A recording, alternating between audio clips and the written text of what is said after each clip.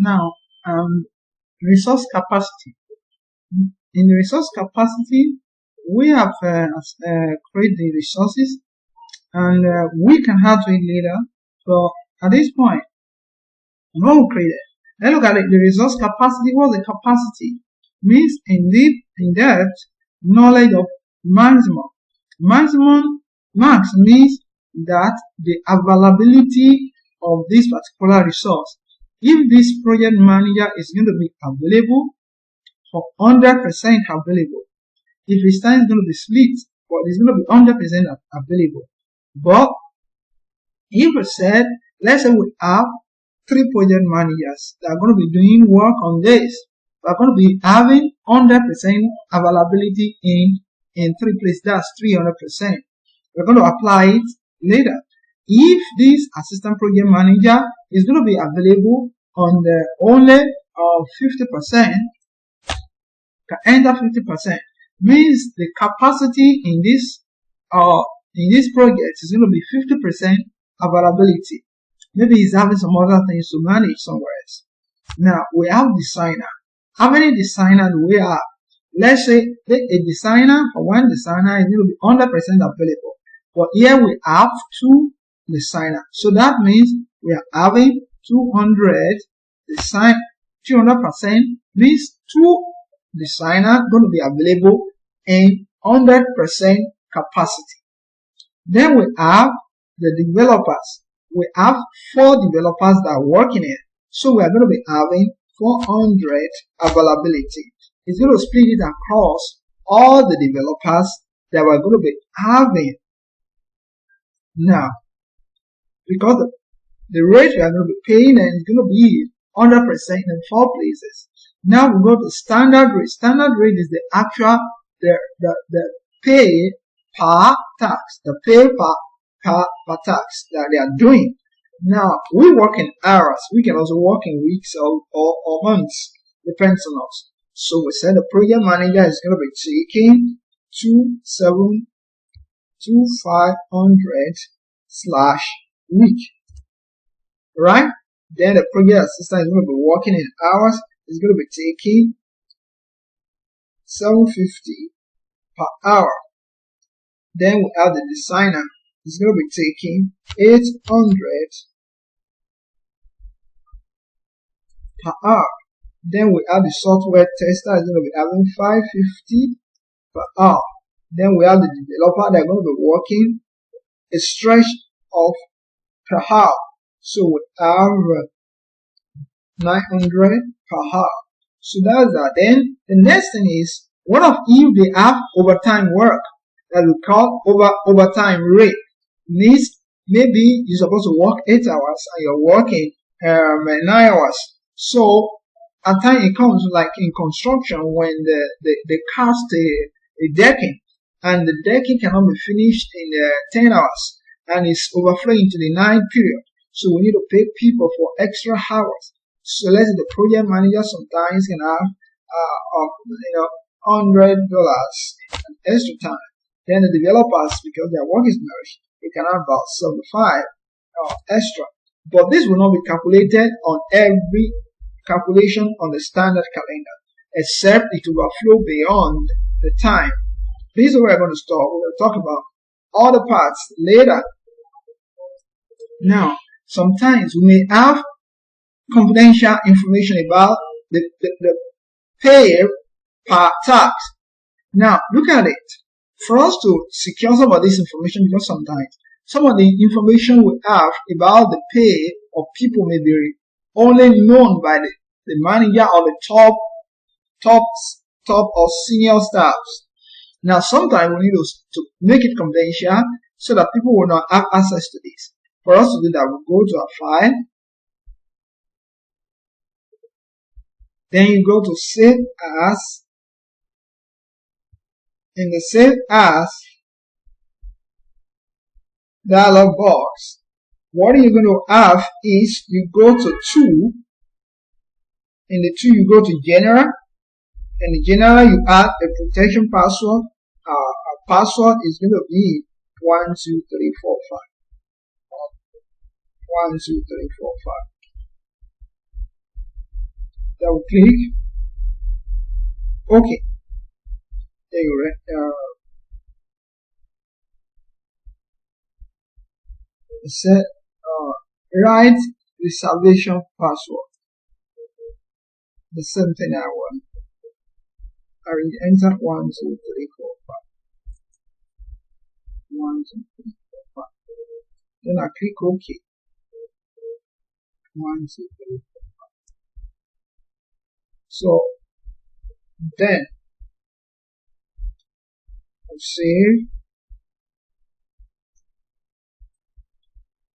So save. Alright, we'll save that now. And to move forward, we also can adjust the working time for individual resources. Project uses different type of calendar for different purposes. Initial creating a task list, you modify the project calendar to specify non-working days for the entire project. In this work, you focus on the resource calendar. A resource calendar controls the working and the non-working time of an individual resource. Project uses resource calendar to determine when work for specific resource can be scheduled.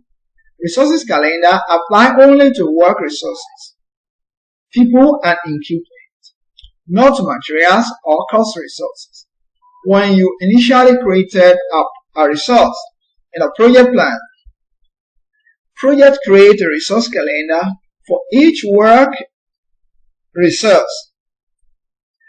The initial working time settings for resource calendar exactly match those of the project calendar, which by default is a standard-based calendar. The standard-based calendar is built into project and accommodates a default work schedule from 8 a.m. to 5 p.m. as we have talked earlier, Monday through Friday, with an hour off for lunch each day. If all the working time of your resource match the working time of the project calendar, you do not need to edit any resource calendar. However, chances are that of some of your resources will need exception to working time in project calendar, such as a fixed time work schedule, vacation time, other times when the resource is not available to work on a project. Such a time spent training or attending a conference. This is a tip for you. If you have a resource who is available to work on your project only part-time, you might be tempted to set the working time of the resource in your project to reflect a part-time schedule, such as 8 a.m. to 12 p.m. daily. However, a better approach would be to adjust the availability of the resource as recorded in the marks here, like this assistant project manager. As you did for the previous work, for the resource assistant project manager, changing the unit availability of the resource, keep the focus on the capacity of the resource to work on a project rather than a specific time of the day when that work might occur. You set the maximum units for a resource in the resource worksheet work view. You make to the project calendar are reflected automatically in a resource calendar derived from the same project calendar. For example, you specify a non-working day for a staff, maybe one of the designer, and the project reschedule all work to skip that day. Now, let's go and do the little part calendar. The project, you go to project, you go to changing time. The changing time for here, we have assistant project. There are others, assistant project. That's Assistant Project Manager. So for that, we want to ensure that because it's working 50%, so it's not going to be available. Let's say it's not going to be available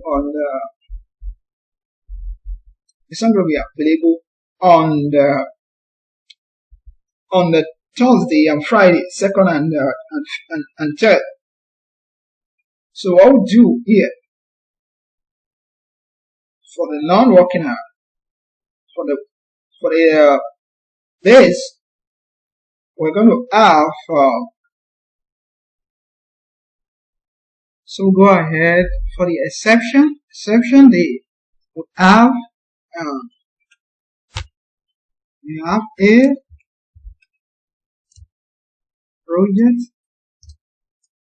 project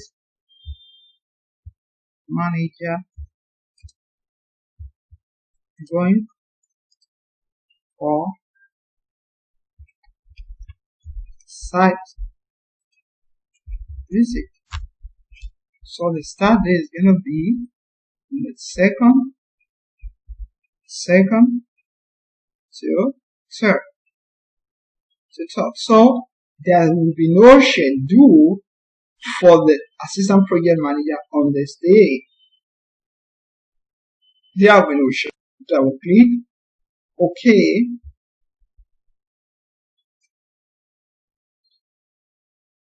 Save. Now let's add one more. Let's say we now have travel, and travel is not part of the major tasks. They are unseen tasks, but we just need to move.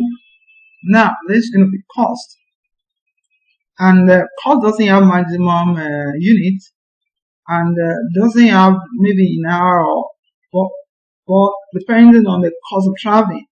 So the cost of traveling may be per hour or per day. Let's say we have 250.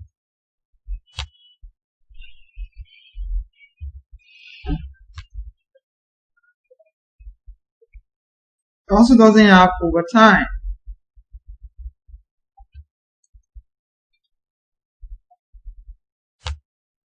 So that's it. So we can have this cost, the travel, which doesn't have so much.